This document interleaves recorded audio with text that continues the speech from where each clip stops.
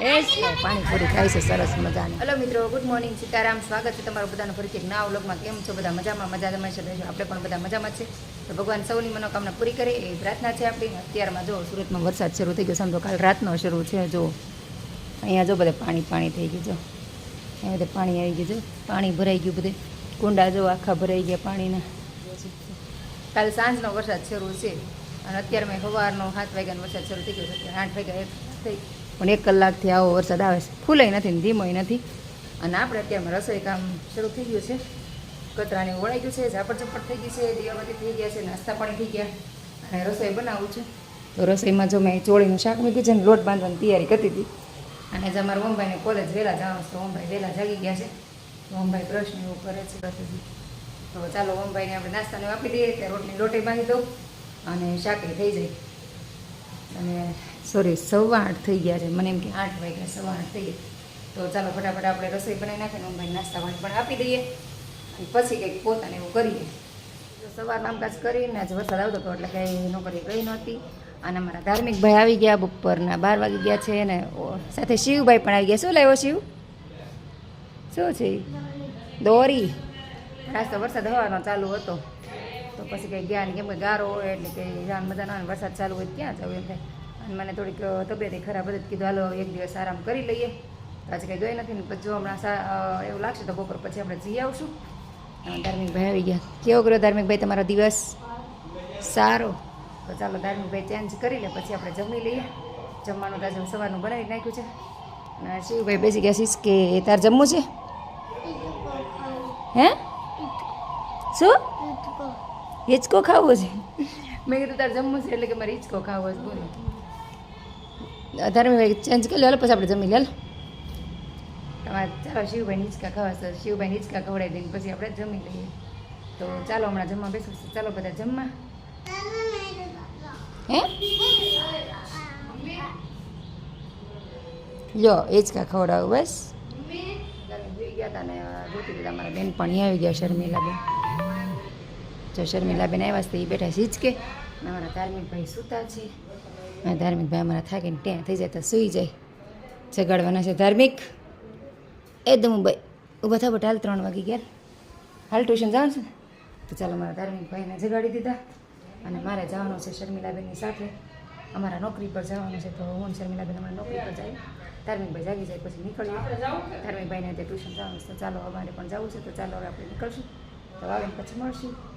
મારા બેનને મસ્ત મજાની હિંચકા ખાવાની મજા આવી. મને શર્મિલાબેન પાણીપુરી ખાઈ ગયા. શર્મિલાબેન જાય પાણીપુરી ખાય છે સરસ મજાની. અને અહીંયા ખારેક ને એવું બધા વેચે છે. અને હવે અમે જઈશ ઘરે. શર્મિલાબેન પાણીપુરી ખાઈને હું નથી ખાતી, મારી બધું ખરાબ છે. જો અત્યારે આપણે પહોંચી ગયા ઘરે. અને ઘરે આવીને સીધી હિંચકી બે ગઈને થાકી ગઈ. કેટલા લગભગ 2-3 વાગ્યાની ગઈ હતી. તો અત્યારે 6 વાગે ઘરે આવીશું. અને પાણી નથી પીધું ને સીધી બે ગયા. અહીંયા થાકી ગયા. ગરમી બહુ થઈ ગઈ છે. ઘડી હિંચકા ખાઈને પવન આવે. અને મારા ઓમભાઈ ઘરે આવી ગયા છે. તો ચાલો ઘડી પોરો ખાઈને ઓમભાઈને નાસ્તા આપી દઈએ અને આપણે પાણી પી લઈએ અને પછી રસોઈ કરીએ. તો બચ્ચા પલટી આવી ગયા. જો એક તો અહીંયા આવી ગયા, બધાય આવી ગયા. આવો જય શ્રી કૃષ્ણ બધાયને. કેમ છો બધાય?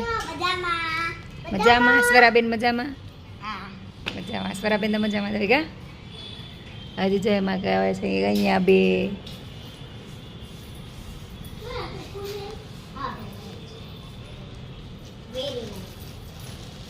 તારું નામ શું છે? હસ્તી ને હસાવતી કા? અમારા હસ્તીબેન છે. હસ્તીબેન હસ્તે ને બધાને હસાવે, બરાબર ને હસ્તી? નામ કેટલું મસ્ત છે કા? આજે શું પ્રોગ્રામ છે તમારો?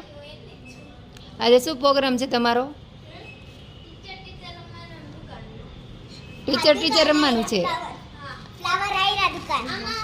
એટલે હા ભાઈ, આજે અમારો હસ્તીબેનનો પ્રોગ્રામ છે. ટીચર રમવાનું અને દુકાન બનાવવાનું એવું કા સ્વરાબેન? હા. અને બધાય બ્લેક મેચિંગ કરીને આવ્યા છે એમ ને? જો બધાય બ્લેક મેચિંગ કર્યું છે. શિવ એક બાકી રહી ગયો. શિવ હા મેં આજે નથી કર્યું. હા આપણે સેમ કર્યું. હવે શિવ કે આંટી આપણે બે સેમ કર્યું. મેં કીધું હા. નીચે રહ્યો બધા. નીચે તો ચાલો ચિલ્ડ્રન પાર્ટી આવી ગઈ છે તો ઘડીક ધમાલ કરીએ એની સાથે અને પછી કંઈક રસોઈનું કરશું. કેમ શિવન મજા આવી ગઈ જો. મજા આવે ને કા બધાને અહીંયા છોકરા બધા રમવા આવ્યા હતા. છોકરાને બધાને બહુ મજા આવે છે. હિંચકો છે ને તો આખો દિવસ છોકરા હારે પણ હું ઘણી વાર શૂટ કરવાનો ટાઈમ ન હોય, કામમાં હોય એટલે. પણ ક્યારેક બધા એક હારે ભેગા થયા હોય ને તો શૂટ કરી લો. તો અત્યારે બધા ગયા અને અમારા ઓમભાઈ ધાર્મિકભાઈ બે હવે ટીવી જોવે છે અને હું હવે રસોઈ બનાવી નાખીશ. તો ચાલો અત્યારે 7:30 થઈ ગયા છે તો ચાલો ફટાફટ રસોઈ બનાવી નાખીએ. અને મેવલે આવી જાય તો મેવલે બપોરે જમવા મોડા આવ્યા હતા એટલે થોડુંક મોડું હાલશે. તો અત્યારે આપણે બનાવવાનું છે દૂધીનું શાક ને ભાખરી બનાવવાનું છે. તો ચાલો આપણે ફટાફટ રસોઈ બનાવી નાખીએ. અત્યારે મારે બનાવવું દૂધીનું શાક ને ભાખરી, પણ અમારા ઓમભાઈ ધાર્મિકભાઈ કે મમ્મી થોડુંક ઠંડુ વાતાવરણ છે તો કંઈક યુનિક બનાવી. તો જો હું આ યુનિક રેસીપી બનાવું છું. આમાં ડુંગળી, બટેટા, કોબી નથી, કોબી મારા પાસે નથી એટલે નાખી. ટમેટા છે, ધાણા છે અને કેપ્સિકમ છે, એટલી વસ્તુ નાખી છે. બાકી તમે બીજું ઘણું બધું સબ્જી નાખી શકો. અને મસ્ત મજાનું ઉત્તપમ જેવું બનાવું છું. છોકરાને મજા આવે. રવો પલાળી દીધો 10 થી 15 મિનિટ પહેલાં. અને ઓમમાં મારે ઘરે વયો ગયો તો નાનો ઓમ ને પાછો આવી ગયો છે. જો અમારા ઓમભાઈ ને ધાર્મિકભાઈ હિંચકા ખાય છે અને અમારા મોટા ઓમભાઈ છે ને અંદર ફોન જોવે છે. તો ચાલો હવે આપણે ફટાફટ રસોઈ બનાવી નાખીએ. મસ્ત મજાનું ટેસ્ટી આજે બનાવવાનું છે. એકદમ યુનિક બનાવ્યું છે. આ હું ક્યારે બનાવતી નથી, થોડુંક બનાવ્યું જ છે. ઉત્તપમ બનાવું, ગપગોટા બનાવું પણ થોડુંક અલગ રીતે. આજે બટેટાને બધું નાખીને બનાવ્યું છે, ખમણીને બધું નાખ્યું છે એટલે છોકરાને બધા શાકભાજી મળી રહે. તો ચાલો આપણે યુનિક રેસીપી બનીને તૈયાર થઈ ગઈ છે. જો 2 જગ્યાએ મૂકી દીધું, અહીંયા મૂકી દીધું છે ને અહીંયા ચાલુ કરી દીધું છે. 2 લોઢી મૂકી દીધી છે. અને મારા ઓમભાઈ ધમુભાઈ જમવા બેસી ગયા છે. જો અમારા ધાર્મિકભાઈને બેસી ગયા છે. જો તમે કેવું બન્યું? સારું બન્યું? હા, ધાર્મિકભાઈ બોલે સારું.